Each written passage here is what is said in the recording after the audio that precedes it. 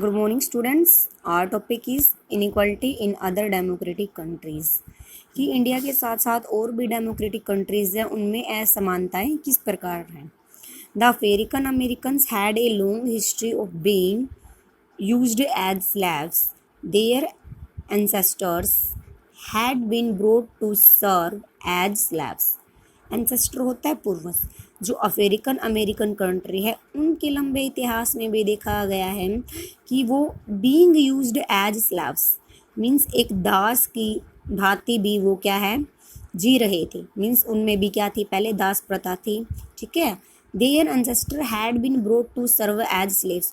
उनके पूर्वज भी क्या है, एक दास की तरह जीवन व्यतीत कर रही थी।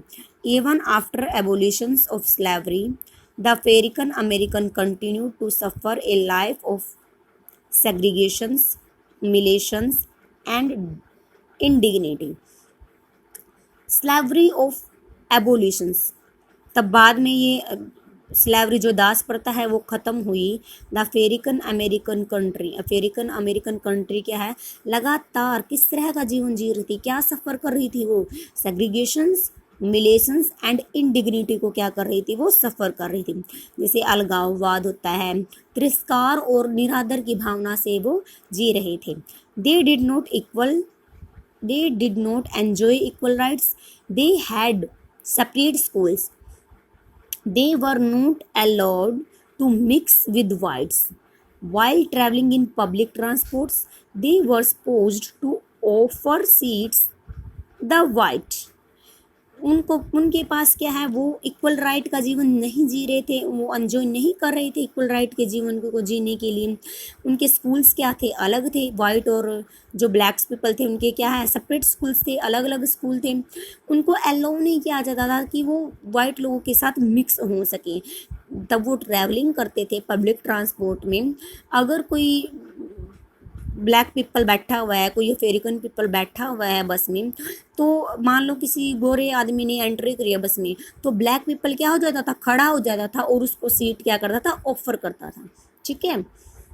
Vocabulary, civil rights movement, a movement that begun in USA in 1950 in which African people demanded equal rights and end to racial discriminations। जो सिविल राइट मूवमेंट है वो यूएसए में 1950 में क्या हो गया था, शुरू हो गया था। ठीक है। तब की अमेरिकन और इससे ही इंस्पायर होके अमेरिकन अफ्रीकन पीपल ने क्या किया, डिमांडेड इक्वल राइट्स की डिमांड करी और रेशियल डिस्क्रिमिनेशंस को क्या किया, ख़त्म किया। कैसे ख़त्म किया? It was late as in 1964 when the civil rights movement started by African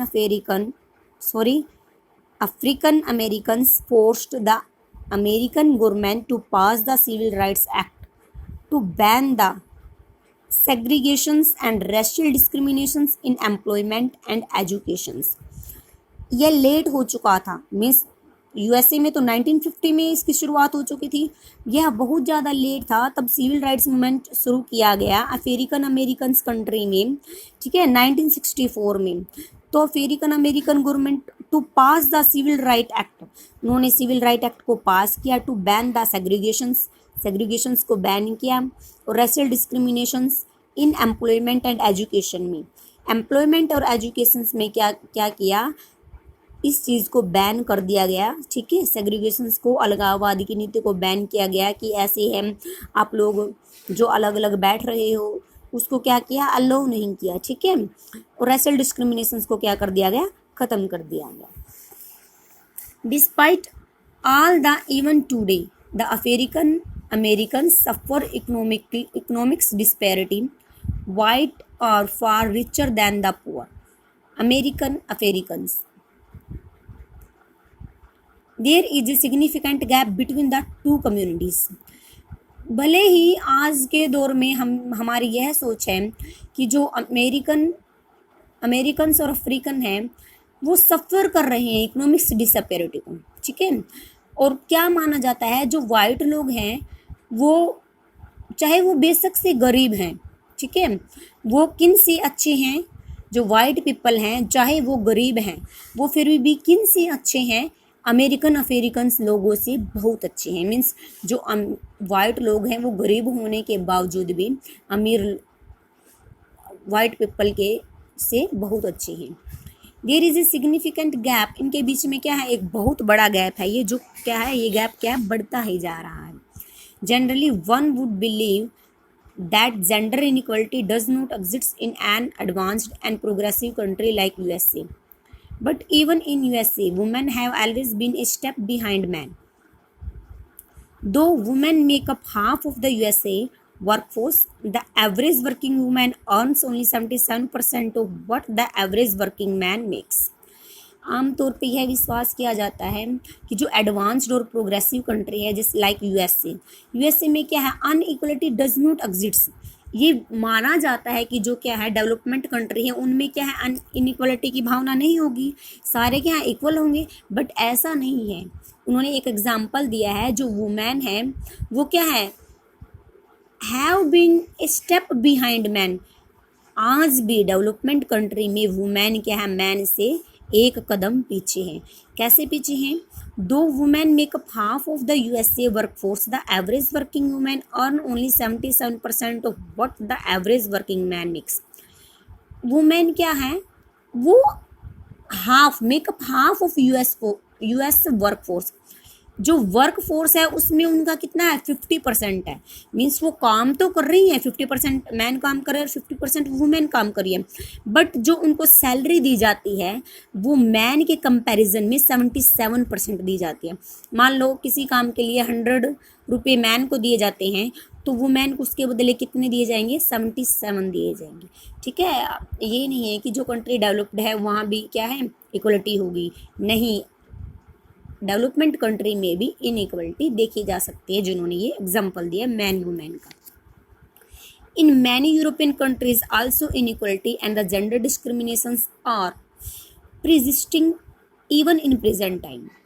जो यूरोपियन कंट्री हैं, ठीक है, उनमें भी क्या है जेंडर डिस्क्रिमिनेशंस और इनइक्वलिटी क्या है आज भी देखने को मिलती है। मीन्स प्रिसिस्टिंग मीन्स आज भी कायम है, इन प्रेजेंट टाइम में भी कायम है। ठीक है, Martin Luther king junior was a social activist. ये एक समाज सुधारक है, मीन्स एक्टिविस्ट मीन्स समाज सुधारक है। ठीक है, समाज के लिए कार्य करते हैं। Who led the civil rights movement in the United State from the mid 1950। इन्होंने क्या किया, सिविल राइट्स मूवमेंट का लेड किया, मीन्स नेतृत्व किया, उसको संभाला। इन यूनाइटेड स्टेट्स में कहाँ से, 1950 से इन्होंने शुरू किया था सिविल राइट्स मूवमेंट को, और अपनी मृत्यु तक इसका क्या है कि इन्होंने संचालन किया, मीन्स इसका नेतृत्व किया। He fought against racial prejudice not just because his race suffered but because he considered racism and segregations was against goodwill. इसलिए नहीं उसने इस चीज़ को अगेंस्ट थे, इस चीज़ की लड़ाई लड़ी रेसियल प्रिजुडाइस की, कि उन्होंने इस चीज़ को खुद सफ़र किया है, बल्कि इसलिए इस चीज़ की लड़ाई लड़ी क्योंकि वो इस चीज़ को दूर करना चाहते थे। रेसिज्म और सेग्रीगेशंस की जो भावना थी उसको दूर करना चाहते थे। वो यह मानते थे कि वॉज अगेंस्ट गुडविल, यह क्या है भगवान की इच्छा के विरुद्ध है, क्योंकि भगवान ने तो सभी मनुष्य एक समान बनाए हैं। ठीक है, उसकी नज़र में कोई भी इक्वल और अनइक्वल नहीं है। On December 1, 1955, a 40-year-old African American lady, Rosa Parks, was sitting in the colored section of a bus.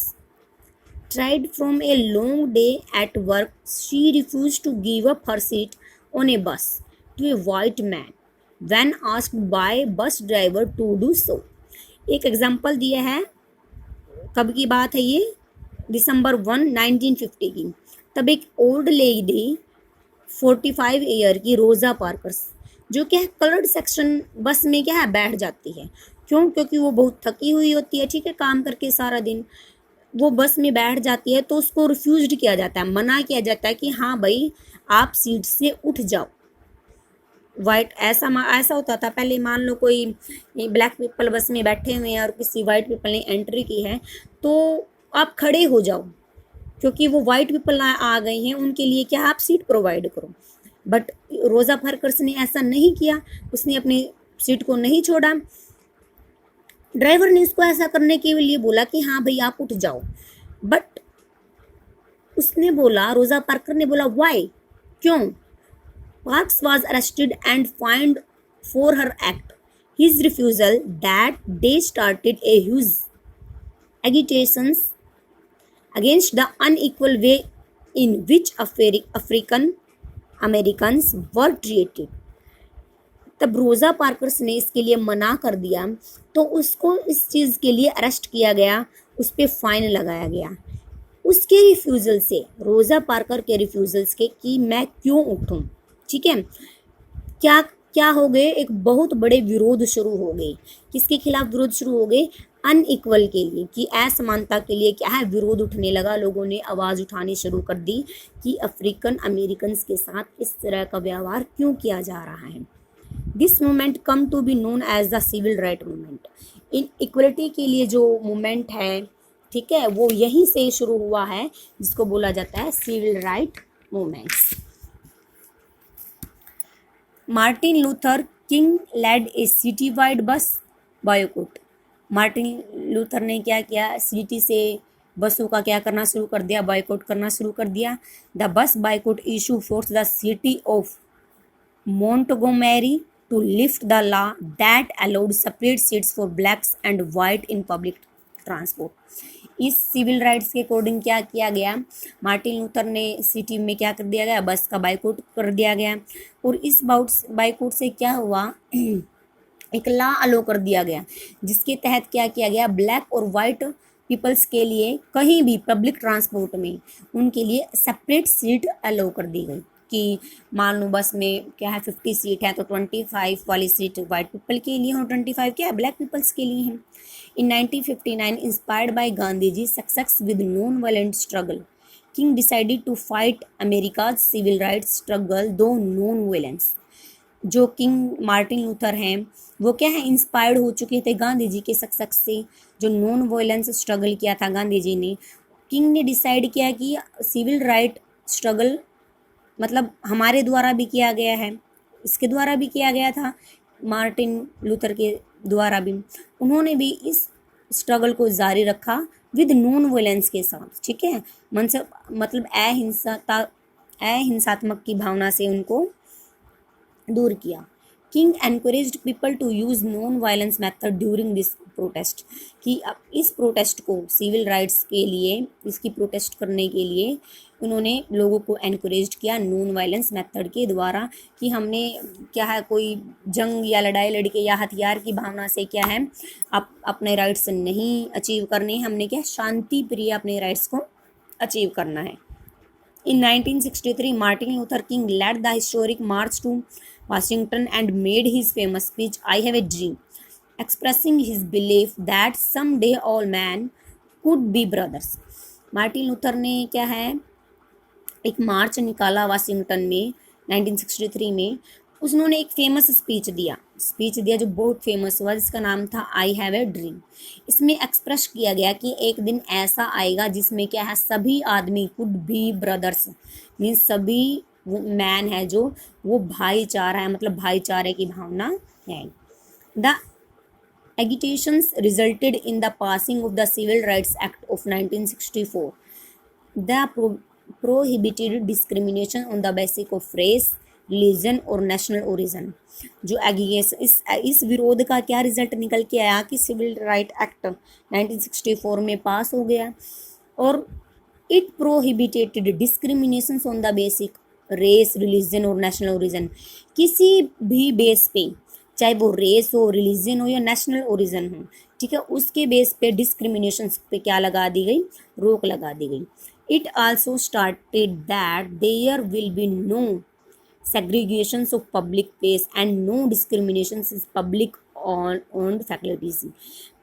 Publicly facility के लिए क्या किया गया, किसी भी को, ठीक है, डिस्क्रिमिनेशन से नहीं किया जाएगा, पब्लिक प्लेस पे उसको सेग्रीगेशन से नहीं किया जाएगा, उसको अलग नहीं रखा जाएगा।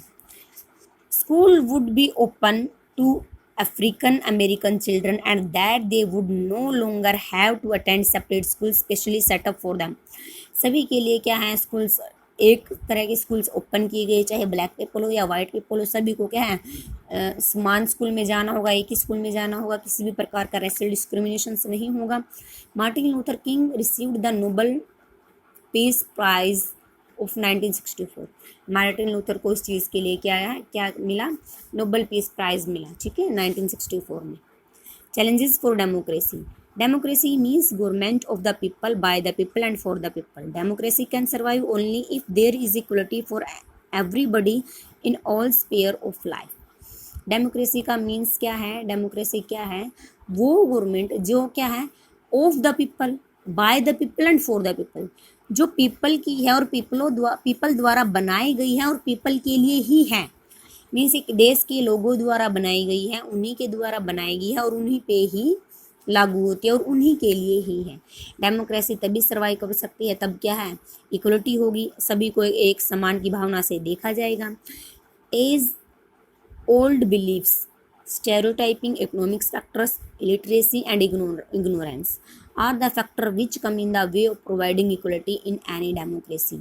ये जो पुरानी मान्यताएं हैं, रूढ़िवादिताएं हैं या कोई भी इकोनॉमिक्स फैक्टर हैं, ठीक है, वो क्या करते हैं, प्रोवाइड करते हैं इक्वलिटी को डेमोक्रेसी में. Even though the law of the land prohibits inequality, it is deeply rooted in the mindset and attitude to the people. जो लॉ ऑफ लैंड है, लॉ ऑफ लैंड कौन सा है, लॉ ऑफ लैंड वो होता है जो फादर की प्रॉपर्टी है, उसमें क्या है, उस फादर के बेटा बेटी का, दो लड़के हों या एक लड़की हो या दो लड़की हों एक लड़के हो, सभी को क्या है इक्वल राइट्स है फादर की प्रॉपर्टी पे. तो ये धारणा क्या लोगों के माइंड में सेट हो चुकी है. तो ये लॉ ऑफ लैंड क्या है, ये इक्वलिटी को जन्म देती है. Success of the democracy is possible only if the provide equal opportunity of growth and development to all, and everybody has a right to live with dignity. जो success of democracy है वो तभी possible हो सकती है तब सभी के लिए क्या है इक्वल अपॉर्चुनिटी प्रोवाइड हो सके. ठीक है, तभी वो देश क्या है ग्रोथ कर सकेगा, डेवलपमेंट हो सकेगा और सभी के लिए क्या है जीवन जीने के लिए इक्वल राइट्स हैं, वो गौरवशाली जीवन जी सकते हैं. ओके.